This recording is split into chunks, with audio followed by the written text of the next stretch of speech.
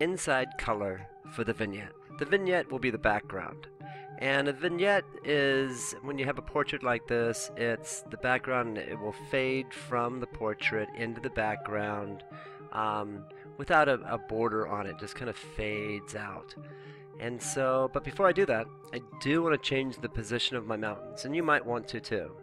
And so I'm just going to click on the thumbnail for the mountains, grab the move tool, and I can then drag this around to somewhere where I like it a little bit more.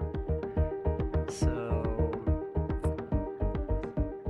that is where I'm going to go with this, right about there. So we'll go ahead and start. So I want to deselect the mask if I haven't already done it, and you do that just by deselect, and this has already been done. I'm going to use the eyedropper tool and grab a color. So my eyedropper tool, and so I can suck up this kind of rock color or kind of the bluish green, and that's what I'll grab. And you can see right up here in my field of color where that color stands, and I'm going to move it towards the white a little bit more so it will lighten it out. Then on your inside color layer, just fill it.